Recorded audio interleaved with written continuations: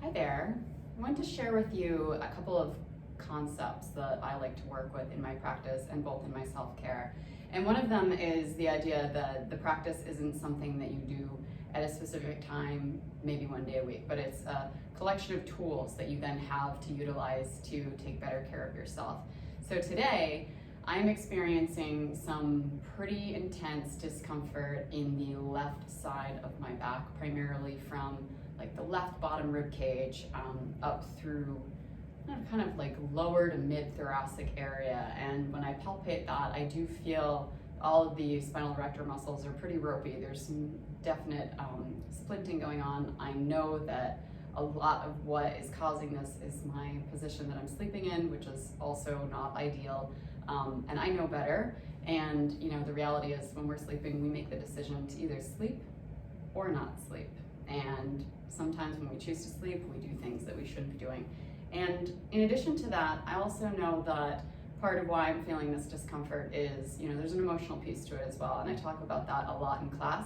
So presently, with things being where they are in the world, coming up on the anniversary of the lockdown and some of the personal obstacles that I've encountered with time with my family, time with my daughter, the different situations that have occurred for a lot of people and loved ones. And so there's always an emotional piece to what happens in the body. And so to know that I have this discomfort that's going on pretty much right behind my heart is of no surprise to me. It makes complete sense. And if we look at the body through various lenses, be it through Ayurveda, through yoga, we see, heart chakra is a big piece to this. And if we look at it through Chinese medicine and acupuncture, then we see things like the lung meridian, and it does feel uncomfortable right now when I take a deep breath. So I'm not wearing my yoga clothes, got on jeans. I have on a very, very ruffly shirt. I'm revisiting the labyrinth. I'm revisiting my older sister's Laura Ashley prom dress in my heart. And so I'm gonna start off with the roller and just lay across it and then start to see what happens. So to begin, if my spine's out, I know it is, I want to try to mobilize things in a capacity that I can optimize spinal function. So starting off, I just heard 3 vertebrae just with that little bit of extension there. But what I actually think is going to make more sense for me is to start off with the roller up a little bit higher and then to support my head so that my neck isn't strained. So I'm using equal amounts of support as ease, and then just push myself back over that roller and then kind of reposition myself, because what I don't want to do is mobilize the tissue up. I don't want to increase any kind of rounding or kyphosis expression. So there we go. I just got a couple more thoracic spine vertebrae to move. And now I'm comfortable to start to adjust the ribs. So I'm going to start work to side here. And I felt 2 rib heads move, which is good. My rib heads move a lot, like way more than I would like. That is just part of my body, part of what happens. And something that I know will help with that is actually working the front body. So one of the things that I believe very strongly in, I teach and I practice, is the whole sentiment of as above, so below, and as in front, so behind, so forth. That, Tom Myers was famous for saying, where you think it is, it ain't. And I 100% believe that. I also believe that when things hurt, it's a good idea to kind of get in there and see if you can help out a little bit in the area of acute discomfort. So I did a little bit of work last night with the balls in this space. I'm feeling like I've pretty much exhausted what I need to with that particular area, because just wailing away at it with a ball or wailing away at it with a roller is not going to be the answer. So my next step is actually going to be, now my lumbar spine's adjusting. It's amazing, again, right? As above, so below.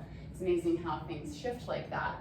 But what I think is going to be more helpful for me is actually looking at the contralateral. So left mid-back, right? Where am I going to look elsewhere in the body? It's going to be kind of like right anterior, a little bit lower, maybe a little bit higher. Those 2 points have a tendency to, within the perspective of the spiral line, be very much related. So I'm just going to get into, I think, the bottom aspect of my rib cage to start off here.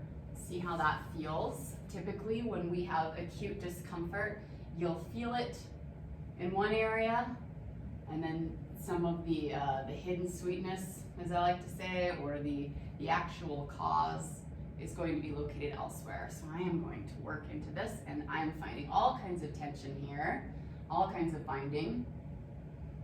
I'm a big fan of a lot of principles of Pilates. I did train in Pilates years ago. One of the things that I'm not a huge fan of, and I know Pilates has evolved a lot since my training, but this is still taught, is the knitting of the front of the rib cage together, or the corseting of the ribs. That's a continuous kind of piece of Pilates. And what happens with that is that over time you start to concentrically load the transverse abdominis, and that does all kinds of things for your breath and for your pelvic floor that are not ideal, as well as your spine and your ribs.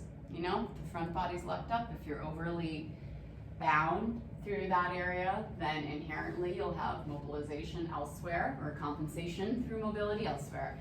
And so for me, that's gonna happen in my rib heads. So here I'm finding that, as suspected, that right front side is really tender. There's definitely some adhesion there through kind of right in front of the serratus anterior, maybe a little bit into the intercostals on the right side of my rib cage.